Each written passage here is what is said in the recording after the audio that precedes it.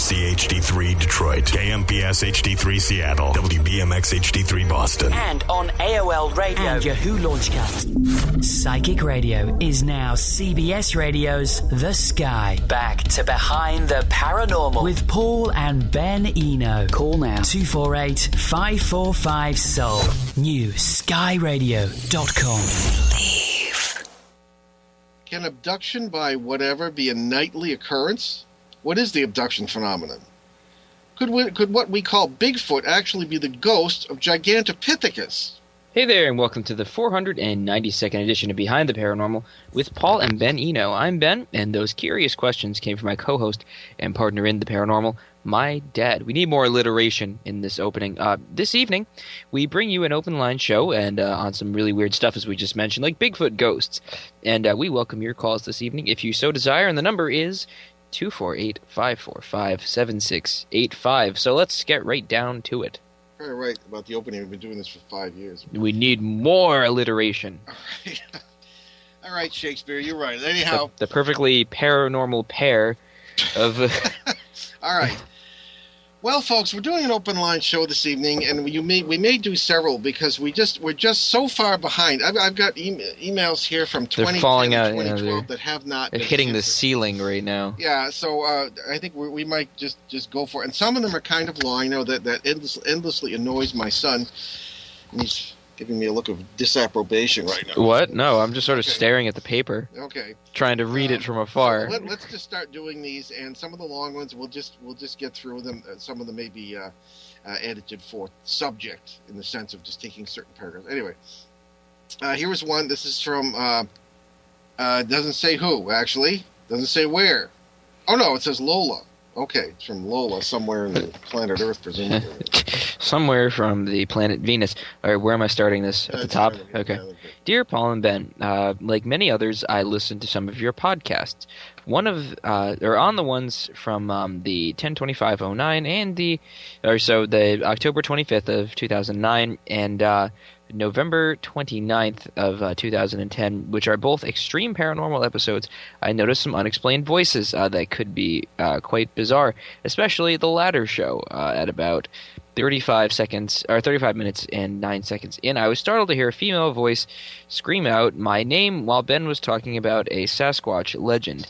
The subject, wait, we answered this. No, I don't think so. Yo, I remember this very specifically. You do? Yes. All right. I do remember this. No, I hope some of these. I remember this very specifically. Just continue because I looked into this since then. Yes.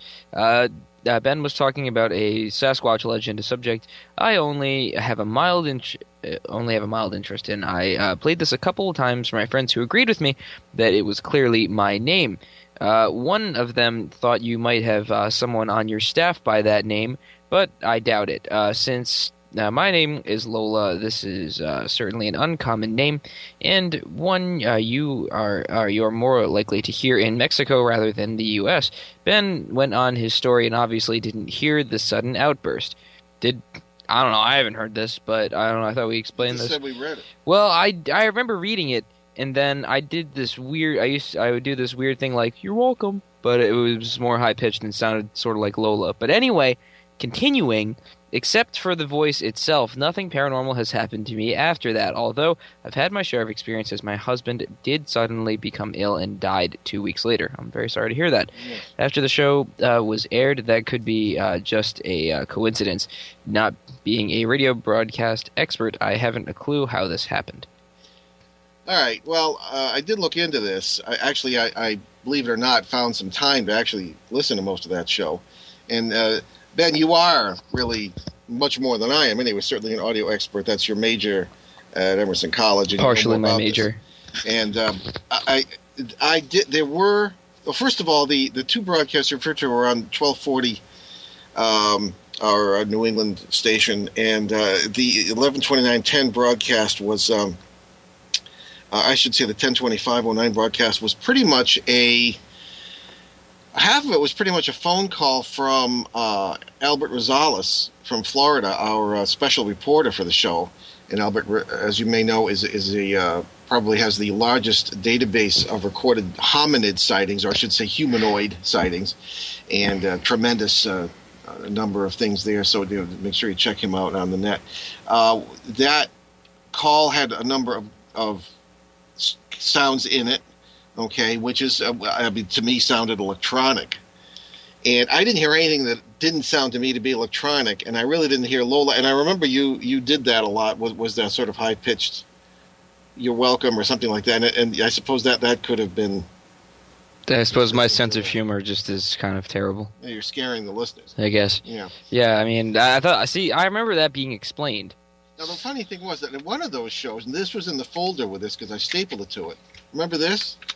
This is a note. Oh, God, I forgot about that. You kept that? Yeah, I keep all this stuff. Oh, that was terrifying. Bring it out to show your children someday. I forgot about that. It's still with us.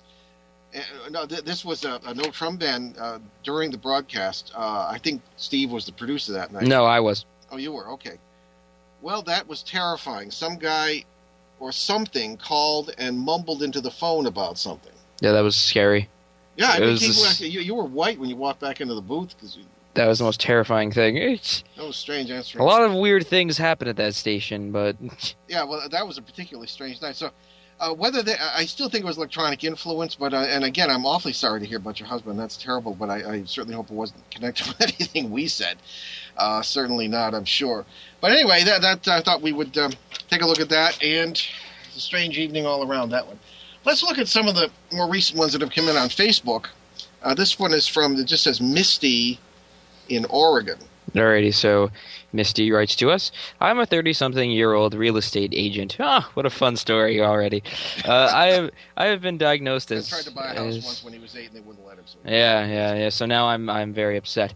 I have been diagnosed as bipolar with some psychotic symptoms along with it. This includes hearing voices and seeing apparitions as well as schizophrenia. Before I had a psychotic episode, before I had a psychotic episode and ended up in the hospital, I was sure I was haunted. No, now I wonder, could this all be in my mind? I have heard you say two things. People ask you if they are crazy, and I have heard you speculate that the paranormal and psychosis can be mixed together. What is happening when I see people in my bedroom or see people on the street that disappear? What about the people talking in my apartment? And she lives alone. Did any doctor ever agree with you that somebody was haunted instead of psychotic? Well, Misty, first of all, very sorry for these issues you're having. I must state at the outset that neither Ben or I are doctors. No. And I worked in the hospital in the context of my seminary studies. I was doing pastoral work and working with people who were diagnosed with having things that are commonly described in psychiatry or psychology, and actually were in need of, at least at the time, priest I was working with and other people, they thought they were in need of exorcisms because things were happening outside them that would not be explainable by psychiatric explanations. So in a way, I kind of have to answer, yes, is this all in your mind? Again, this is my opinion, personal opinion, just as one who has kind of seen this, and I've done graduate work in the subject, but I'm not a doctor. But on the issue of is this all in your mind? Of course it's all in your mind. Everything is in our minds. That's the conduit through which we see everything, including the multiverse. Right. So in that sense, yeah. Does that mean it's not real? No. I don't know your situation. It could very well be some sort of imbalance. It could be a brain thing rather than a mind thing. The brain and the mind are not the same thing. And right. People realize the mind reaches. The brain is the physical organ that seems to be a conduit. The mind reaches out into the non-locality we're always talking about in consciousness and in memory, imagination, the non-locality of our knowledge, our mind, and our multiverse experience, as physics would describe it, taking in all these lives we're living in parallel worlds. Whether you believe that or not, it certainly seems to be being more adopted by more and more physicists, at least as far as what we can see. So what's actually happening, in our opinion, in the usual situation, I don't know if this applies to you, but that mind embracing all that it does, consciously speaking, takes in places where there are, in the multiverse, where there are alternate realities, if you will, where there really are people in your apartment talking. You remember that case in Leominster, Massachusetts? Ironically, we're going to be up there in a few weeks at the UFO conference. But good plug. We went up there. Yeah, that's right. Plot exposition. We went up there, and the fellow lived in this place, and he said that they would always hear people talking. And you went into the bedroom and you had some experiences and stuff. I really don't even remember that, to be honest. Really? Okay. Don't remember. In the winter, and it was at night. I do remember the case itself. I just don't remember any of the details of it. Okay. So in any case, that was one of those situations, and it's very common to hear people talking. My very first case in the Pomfret, Connecticut, Lost Village or Village of Voices case that I write about in Faces at the Window. Hey, plug for my book, right? Yep, more plugs. Yeah. There was one point where we stood by a cemetery it was almost like we were in a time it hadn't been built yet, and we were standing there, and this is 5 of us, and we heard, if I should say 4 of us, and we heard some men almost right next to us having a conversation. We couldn't quite tell what it was, because as you know, sometimes you hear people talking and you know it's in English, but you can't quite make out what's being said. So this is a very common occurrence. Did it mean we were psychotic? I don't think so. We've gotten this. Well, there's also another thing too, and I don't mean to really, what's the word? Really stick something to like psychiatrists or whatever. But I really just don't trust their motives. I had a professor in school. It was a psychology class, and he was talking about the book that they get, like the board of psychiatrists or psychologists get together every year, and they have the giant book of mental illness and stuff like that, and like different symptoms and stuff, and what belongs where, blah blah blah blah blah. And he was saying, they rarely take anything out of it. Like they always keep adding newer and newer psychoses in there. And he was just like, that bothers me too. And psychopharmacology is the beneficiary. Yeah, I mean it's not really natural. I mean, some of these psychotic drugs, like the first experimental ones in like the 70s that you probably saw and worked with. Yeah. The long-term the long-term effects of that. Oh yeah. They're the people who are still on that now. Their nervous systems are shot. Look, there was more faith in that at the time, and more impatience at the time too. But anyway, we have to take a break. But we'll come back to this very interesting subject and very important one. But you're listening to Behind the Paranormal with Paul and Ben Eno on CBS New Sky Radio. We'll be right back with more letters after this. Enlighten, empower, enrich. This is CBS Radio's The New Sky. New horizons, no boundaries.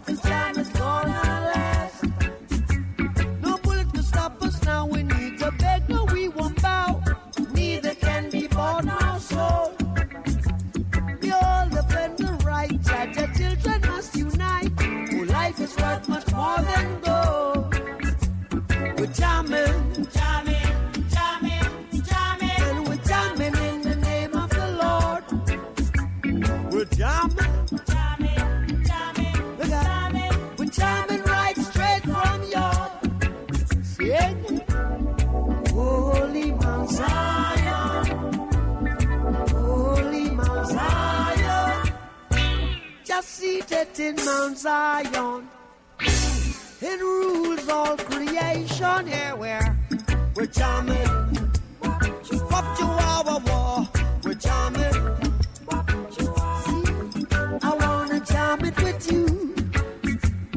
you're jamming. And John don't hope you're jamming too.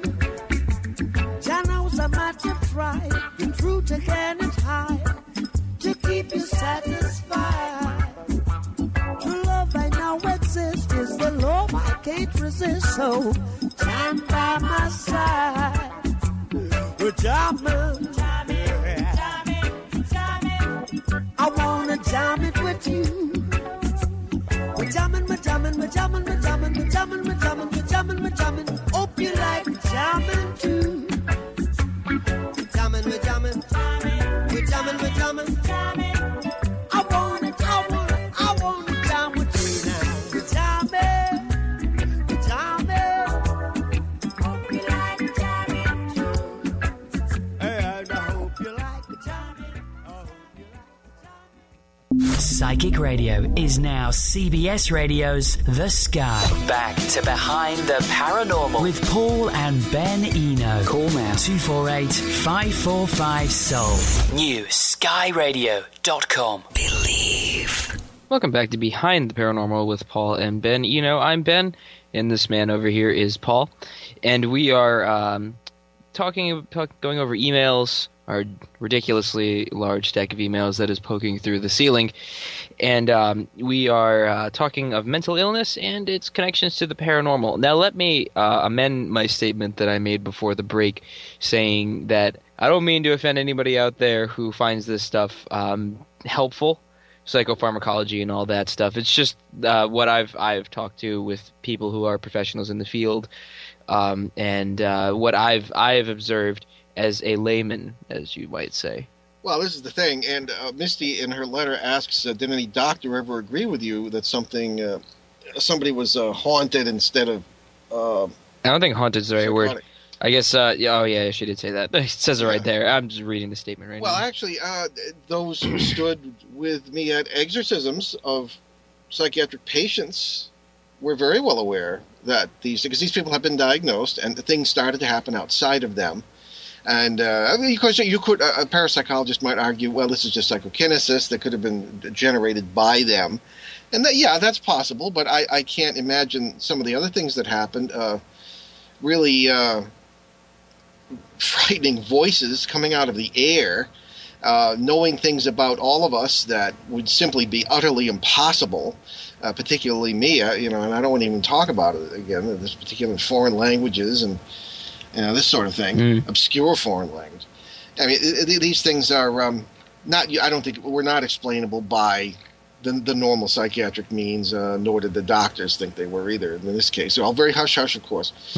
So, in that sense, I would say, Misty, that there have been. Officially, I don't think they would dare. That they would be considered lunatics and everything else. One of the problems with and because the difference between psychology and psychiatry, as Ben will testify to, is psychiatry very much today based on pharmacology. Which drug should you take? This kind of thing. And I suppose I could grudgingly admit, and again, not being a doctor, that just seeing people on the receiving end of this, that there could be certainly some benefits from that. But at times, I'm thinking now, Ben, of the X case in New York City, for lack of a better term for it, where I know you weren't really too involved in that, but I was dealing with a well-known figure in the art world who will remain nameless. Don't worry, it wasn't Peter Robbins or Bud Hopkins, the UFO greats, but it's someone else. And the particular parasite attached to this person was of the lower echelon, of the lower species, acted like a child and was afraid to be separated from this person because they couldn't remember where it came from and all this. And one of the main points of this case was that the particular medications they're on, I'm not going to name them because I don't want to get sued, were made the phenomena worse, in the opinion of myself and the victim. And I've seen that in several cases. And what that may mean, again, not being a doctor, I'm not sure, but it can't be good. So I would say, Misty, you need to, why don't you try and stay in touch with us? We can at least maybe point you in the right direction. We are a little bit concerned about your situation, and I think that because your doctor, you mentioned, or you didn't mention, but your doctor probably thinks this is just medical. And it could be, but I don't know. I think, again, they're intertwined at times, which makes it very difficult to determine and disentangle. So, okay. So let's move on to the next one. This is from Carson, just says Carson in Dixon, Tennessee. All right, and Carson writes to us, I have been abducted by aliens or something every night for the past month. My family never hears anything, and I have not told anyone else about this. I have looked up information online and found your website. How do I know I'm not crazy, and what can I do about this? This kind of goes with the previous one in a way. Right. How do you know you're not crazy? And what is really happening to me, and what is this all about? Well, that begs the question, what does crazy mean? I don't know, whatever isn't normal. If you want to go to if you want to go to sociological terms. Well, that's the dictionary definition. I suppose something that might be outside the normal or something. Whatever normal is. Yeah, whatever normal is. Well, normal is determined by the society in which we live. For example, in many societies elsewhere on the planet, it's considered normal to talk to God, particularly in shamanic-based societies. But in this one, yeah, you pray. If anybody, people are in the New Age movement are seeking God, which is good. People in mainline bodies of religious bodies will pray, but you don't let it get too close to your personal life. Although I think that may be changing for the better. But in any case, I think that normality and crazy depend on a lot of different things. I don't even like the term. If you're hurting others, I think you might be crazy. Or, you could be hurting yourself as well. But again, the mind is something that is a conduit to many different worlds, and that's just a fact in my books. And I think that's the thing. So, multiple books. So to get into Carson's ideas, abducted by aliens, okay, or something. At least he allows other possibilities. Or something. So the question is, well, what is going on here? If this really is legitimate, and if there's something really is happening, and it's not, quote, all in the mind, whatever that may mean. It can be in the mind and still be real. Family never hears anything, so presumably you live with other people, Carson. Not told anyone else about this, looked up information online and found, okay. Well, I mean, again, the crazy question, how do you know you're not crazy? I mean, just forget that. Try and keep your feet on the ground. Keep the positive energy flowing with yourself and your family, and I think that's the most important thing. What can you do about it? Not knowing the details of the abduction experience, it's difficult to say. Most people have not been able to do anything about it, if indeed this is a legitimate phenomenon, which I see no reason to believe it isn't. It's just, what's doing it and why. That's the only question. Those are the questions we have. Those are big questions. It says you have a master's degree in teacher at a community college. What's it all about? There's all sorts of speculation that you might have genetic characteristics that they're interested in. That's a big theme and a long time now in abduction theory. They're trying to straighten out their DNA. They could be our descendants. They could be our ancestors. Who knows? Whoever they may be, if they're working with our DNA, they must be very, very closely related. That's something a lot of people miss. Right. Well, I mean, we don't really know. Well, we don't have a clue, so we're just speculating. I know that in the Rendlesham case, which anybody who listens to the show is familiar with, covered it many, many hours in England, and we were even there ourselves last year, that there's even the eyewitnesses don't agree on exactly what they saw or what was happening. One, and we've had them all on together on panels at time to time. One believes these were alien life forms, actually saw these, meeting with high-ranking officers. These are all military people, U.S. Air Force people at the time, 1980. And another one believes they were time travelers, and two good friends of ours, Jim Pennison and John Burroughs, coming out with a very interesting book, I'm sure, very soon. And they don't believe in the alien thing. Monroe Nevels, whose birthday I think it was yesterday, now that I think about it, happy birthday, Monroe, if you're listening, was yet another witness who believes this was a Soviet craft of some kind of secret craft. So it depends who you talk to. So the answer is, Carson, I don't know.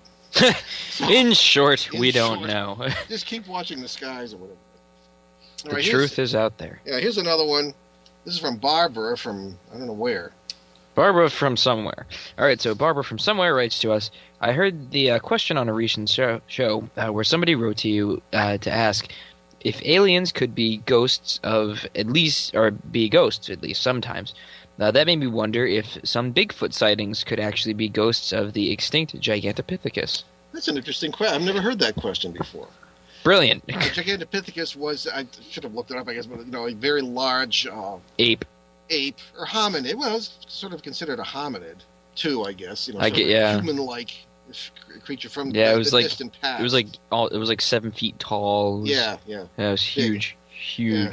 And the line, the evolutionary line, as far as anybody knows, apparently died out, or did it? And there's been some speculation that Bigfoot or Yeti or whatever you call it, he, she, it, or them, is possibly survival of Gigantopithecus. But Barbara goes on here beyond that to ask, is this possible that it's a ghost? On the alien discussion, some people asked if there can be ghosts of other creatures, and we don't really consider them ghosts as in spirits of the dead. We believe that they're existing in parallel worlds and that there are... I think ghost is just the best way to say it in our language. Yeah, but I don't like the baggage. I don't like it either. Yeah. But many aliens in cases have turned out to be not what they appear to be. They don't appear to be visitors from other planets. They appear to be, I suppose, coming back and forth between different worlds. There are times when they act like parasites, and could be parasites. So all this stuff gets intertwined, and it all depends on the context and the terminology you use, which might not be good enough. So, yeah, I suppose, Barbara, that people who see Bigfoot, especially when the thing up and appears in front of them or disappears in front of them, could be seeing the ghost or the remnant, not the remnant, looking through the wall of a parallel world where Gigantopithecus still exists, somewhere in the multiverse, because these worlds interact all the time, and see it, and bingo, there it is. And maybe that's why one has not been found. Are they all ghosts of this? Are they survivals? I don't know, but it is a good question, and I'd say it's possible. Yeah, I could. Yeah, why not? Why not? Okay, that's the spirit. Leave all things, because they all are possible somewhere in the multiverse. And the very fact that you could think of it means that it is present. You took my script. I'm sorry. I'm just all right. Okay, so we have a few minutes before break. I suppose we can get to... Yeah, let's get the pitchfork here to get some of these emails. All right, relatively short.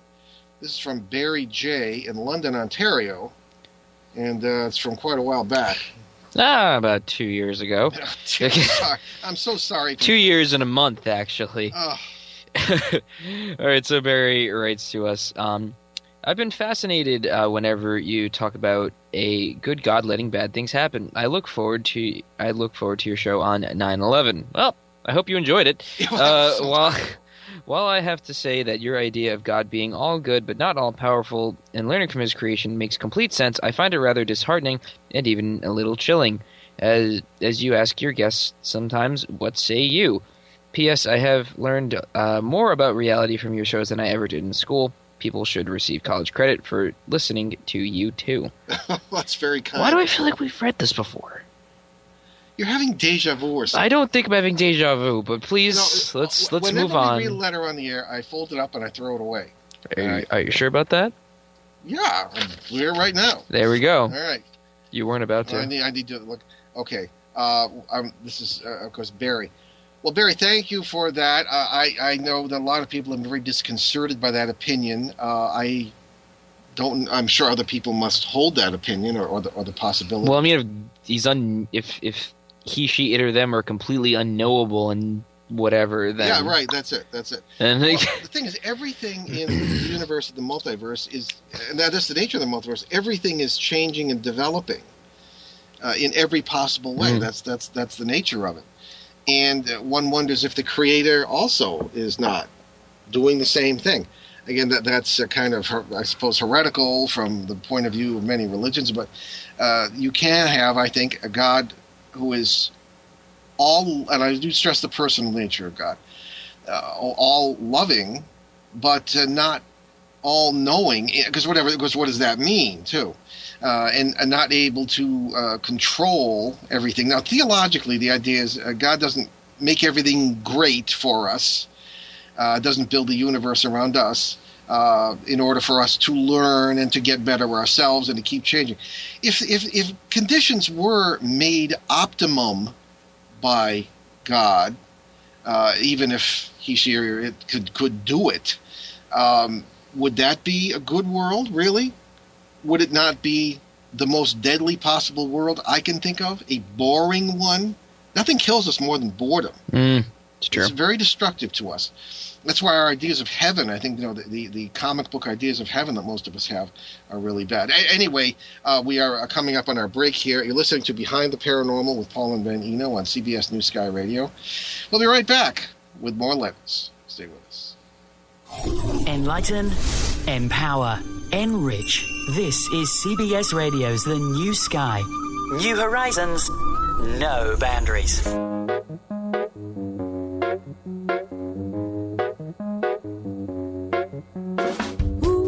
To be right as the rain is better when something is wrong. You get excitement in your bones and everything you do's a game. When night comes and you're on your own, you can say I chose to be alone. Who wants to be right as the rain? It's harder when you're on top.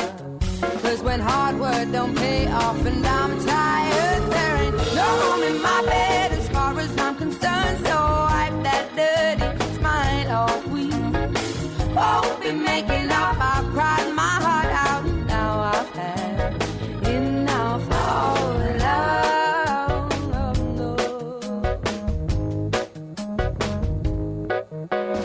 Who wants to be right in the high when you just crumble back on down? You give up everything you are, and even then you don't get far.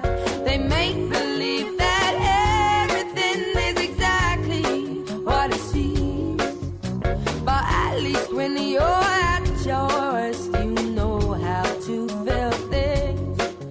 See, when hard work don't pay off and I'm tired, there ain't no room in my bed as far as I'm concerned. So wipe that dirty smile off. We won't be making up. I've cried my heart out. Now I've had enough of love. Go ahead and still my heart to make me cry again. 'Cause it will never hurt as much as it did then when we were both right and no one had blame. But now I give up on this endless game. 'Cause who wants to be right as the rain is better when something is wrong? I get excitement in my bones even though everything's a strain. When night comes and I'm on my own, you should know I chose to be alone. Who wants to be right as the rain is harder when you're on top? 'Cause when hard work don't pay off and I'm tired, there ain't no room in my bed as far as I'm concerned. So wipe that dirty smile. We won't be making up. I've cried my heart out. Now I've had enough of love. Yeah, but no.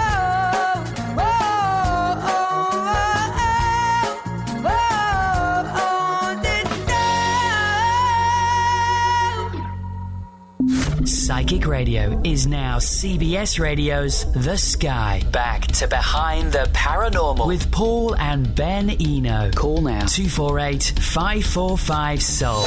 New skyradio.com. Welcome back to Behind the Paranormal with Paul and Ben Eno. I'm Ben, and over next to me is Paul, and we are currently going over emails, and we're going to start another one right now. Right. Well, this is on the same subject as Barry's was. And again, it's ooh, this one's 3 years old. Oh, this almost exactly 3 years. Yeah, this is terrible. Again, this is how far behind we are. I know. Okay, this is from Martha in Lexington, Kentucky. Alrighty, so Martha writes to us. Tom Courtney lives. This is more of a comment than a question. I love the way you incorporate God into the paranormal discussion. Speak of him. I have often felt that the Paranormal Society was a great gateway to understanding God on a whole new level. Once people accept that there are different realities, quote unquote, then the one they live in now, they will open their mind to a living God, one that does not have his hands tied, but a God that can be a practical force in this so-called reality that we know as Earth. I have had many paranormal experiences in my life, but the best do not include scary ghosts of any kind. They are paranormal experiences that make one aware of a reality far more real than the one that we call Earth, far more loving, complete, and whole than the one we call Earth. Keep doing what you're doing. Okay, well, that's a very interesting comment, Martha, and thank you. I do stress, however, that at least our particular opinion is that this world is just as real as any other.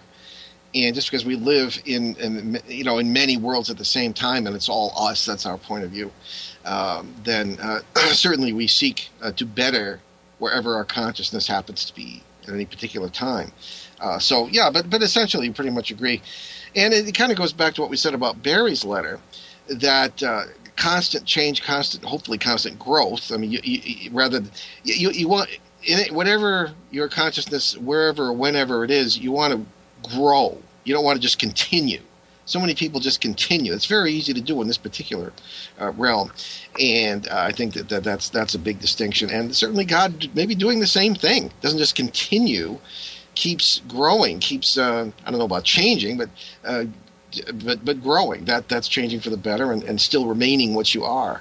So again, this is not looked upon, smiled upon by theologians, I suppose. At least not when I was in the seminary, and I did not learn this in the seminary. It just sort of came along. So again, that's maybe why bad things happen to good people. And again, it's not about us, at least not in one particular realm. So thank you for that. Interesting comment. Here we are, trying to find a little bit of a shorter one. This is. We should have a bunch.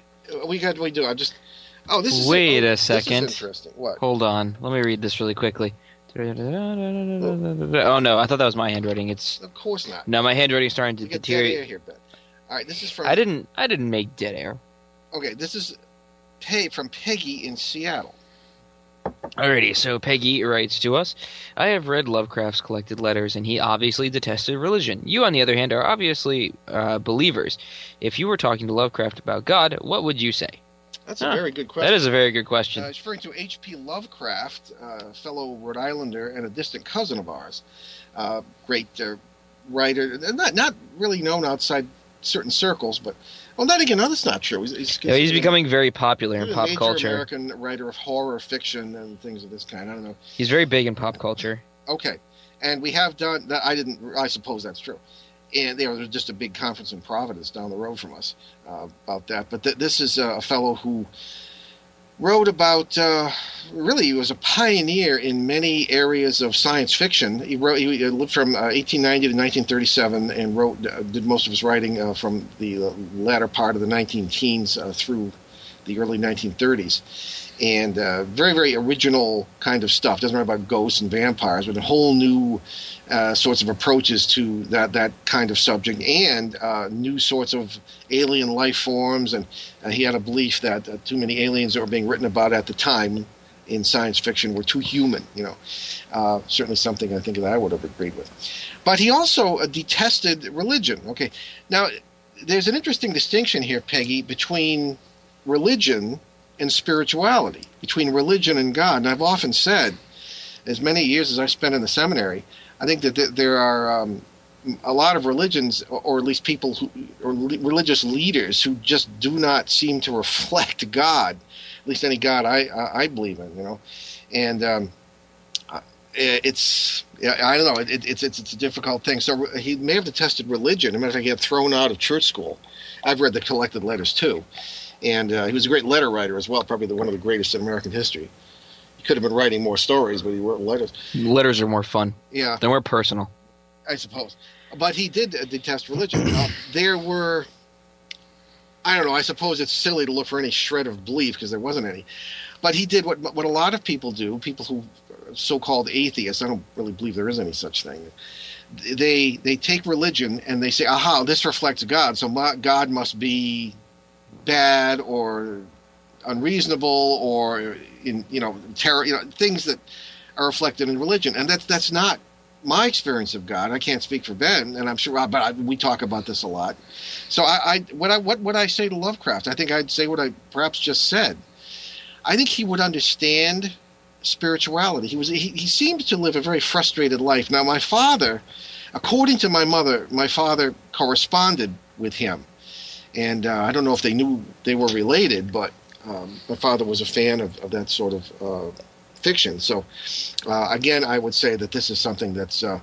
I just point out the difference between spirituality and religion, and perhaps give him my whole lecture on homo oderans, the fact that we are built to worship. We just are. If we try and force ourselves into not believing in God, we'll worship something else, even if it's ourselves. And that'll be... Or science. Or science. Or pop culture. Pop culture, or electronics, or whatever. Whatever. So it's just... but that's how we're built. So that's, I guess, what I'd say, Peggy. Thank you for writing. Very interesting questions. Excellent. What do I have notes here? Okay. I think those were just to help you answer. All right. Well, yeah. All right. Okay, we got... yes, we have some time. All right. This is from Robert H. in Providence, Rhode Island, right down the road.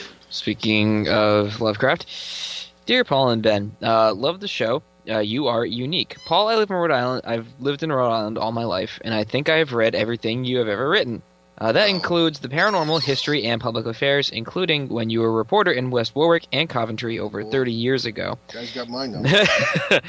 And certainly all your books. I have been to several of your lectures, and remember Ben when he was maybe 12 years old, helping your older son at the bookseller table. That's cute. It's always a pleasure to see you on the History Channel, too, and I really loved your segment. All right, let's skip Okay. Please tell me if I'm right about one thing. Paul, you are such a positive person. Your message about the paranormal is always positive in the end, but running through your whole philosophy of human existence seems to be something very depressing. Do you truly believe that we are being farmed by another species, parasites or otherwise? All right. Okay, well, very good question. And thank you for writing, Robert. Not everything is, and I've said this before, not everything is rosy in the garden of our lives here, so to speak. There is point and counterpoint. One of the things that I've said in reference to the God questions we've received here too and answered this evening, I hope, is that we've got a balance that is maintained.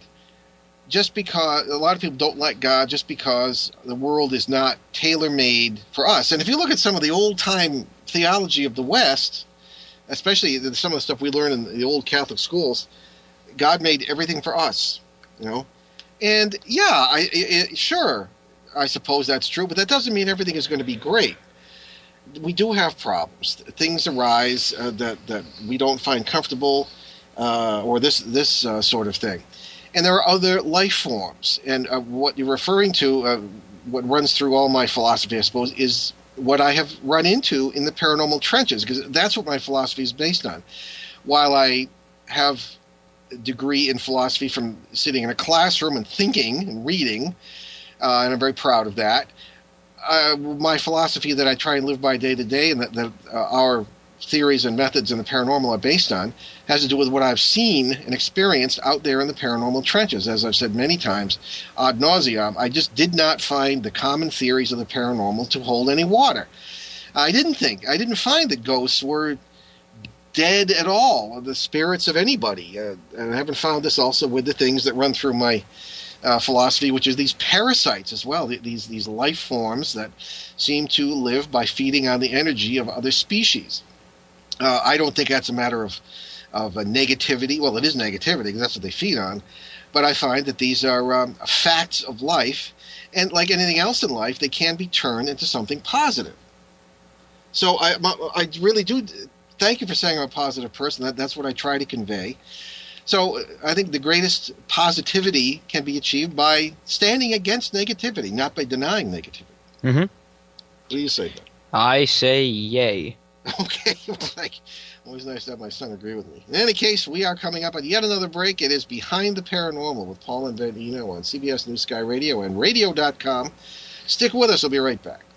CBS Radio's The New Sky. New horizons, no boundaries. NewSkyRadio.com.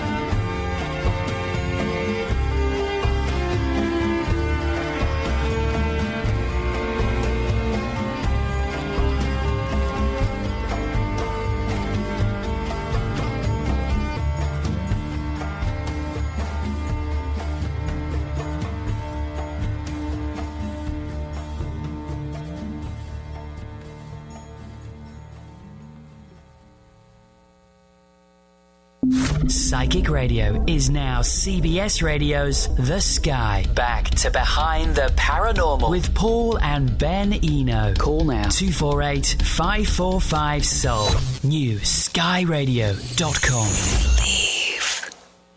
Welcome back to Behind the Paranormal with Paul and Ben Eno. I am Ben, and over here is Paul, and we're in the last segment of our show going over show emails that we have not gotten to in years. Okay, well, this is one from John in Niskayuna, New York. I never heard of Niskayuna. Maybe it doesn't exist. And you'll be very pleased, Ben. It's very systematic and numbered. Oh, good. All right, number one. Would you say... hello, Paul and Ben. He has two questions. The first question is, would you say that the theory of the multiverse is at odds with the idea of heaven, or is heaven perhaps the final destination after traveling through multiple universes and finally reaching spiritual enlightenment? Okay, that's part of the first question. All right, I think here, John, you have to understand, this is one of the hardest things to grasp about this multiverse idea, is that we're already in all these places. You are, as opposed heaven, because that's another. Well, it's not like you're in one. It's not like you're in one singular place. You're in every place. That's right. You're in every place all the time. It's all part of your consciousness, and this is what I started to see in these psychiatric hospitals. To go, all our questions kind of run together and kind of tie into a certain theme, like what is reality. And I would see these so-called schizophrenics were actually living in real worlds. I couldn't shake that. That wasn't just a feeling; it was a certainty. Maybe that's my problem, but I mean seemed to be what their problem was. And we just didn't get that, so we said that they were nuts. So the idea of the multiverse being at odds with the idea of heaven, of course not. It depends how you define heaven. Now, theologically, in the theology that I learned in the seminaries I attended, and it's pretty much the same Roman Catholic to Orthodox, and that is that heaven is the presence, the full presence of God, period. Because that is what we are built for. And I really find that that's to be true. As we just said, homo autorons, I think we're really constructed to worship, to seek to be one with the being who created us. I think that's nothing more can be said about that. So heaven, of course, and if you look through all the sacred scriptures, the legends, it's full of parallel worlds. Look through fairy tales, nursery rhymes, scriptures, just about any religion, paranormal experiences, even philosophies. And I'm thinking, of dear old Plato and his notion of ideals. He uses the analogy of the cave, where you just see shadows of the real object, say, and we think it's real in our lives, and it's really not. There's another place or whatever. Where he almost implies this whole multiverse idea that there are places where things are more real than others, and things where they're ideal. The actual object is ideal. I suppose maybe that's something. But people have analyzed that anecdote to death. It can mean anything. Yeah. But I've yet to hear anybody interpret it as the multiverse. That's true.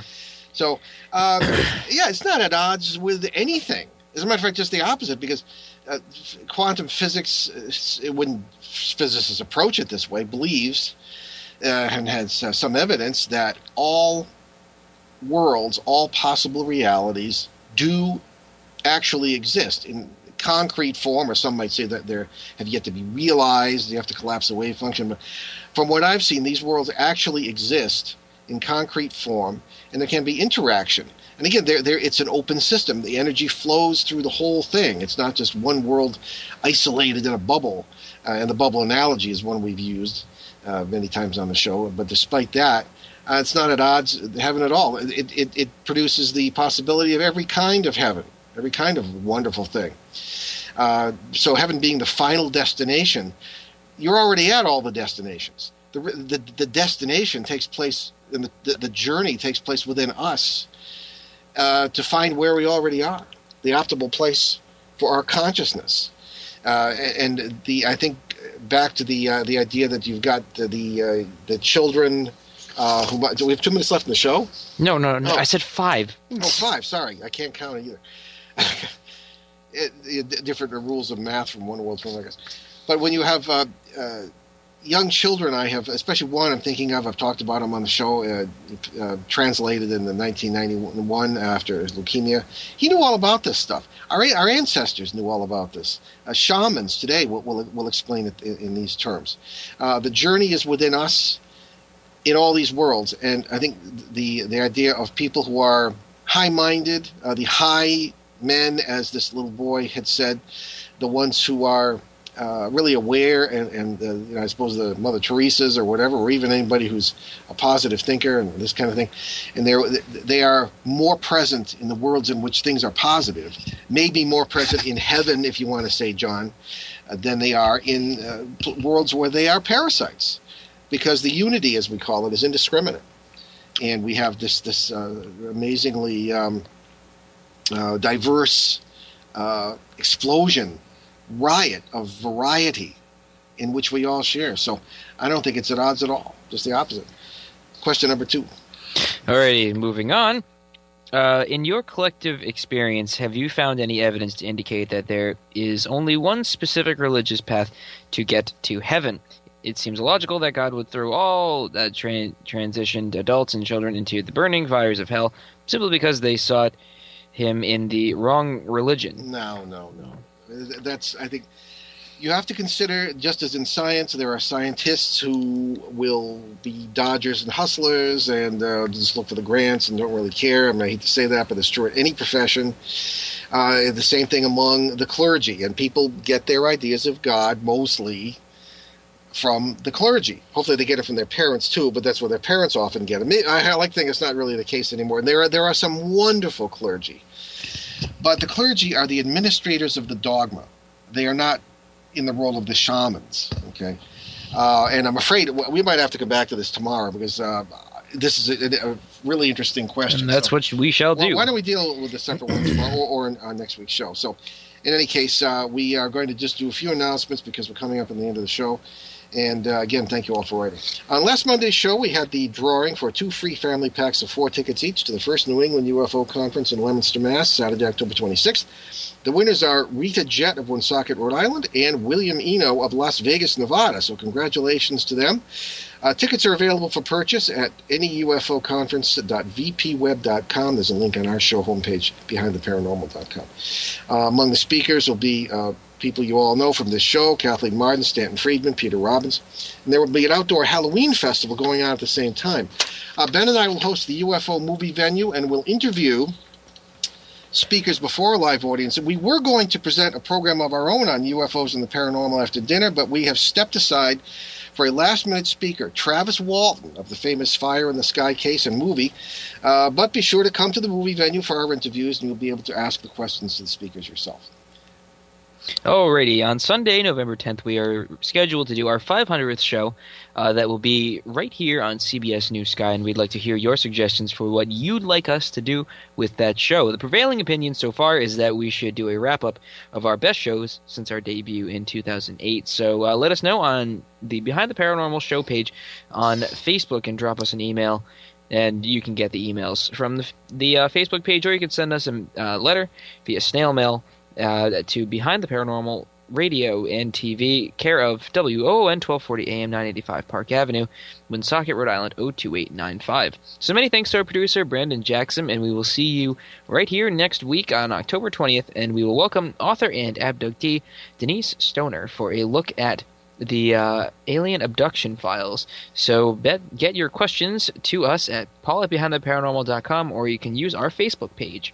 And we'll leave you this evening with a thought from American author William Gaddis. Power doesn't corrupt people. People corrupt power. I'm Paul Eno. And I'm Ben Eno. And thanks for joining us on a great cosmic journey, and we shall see you next time.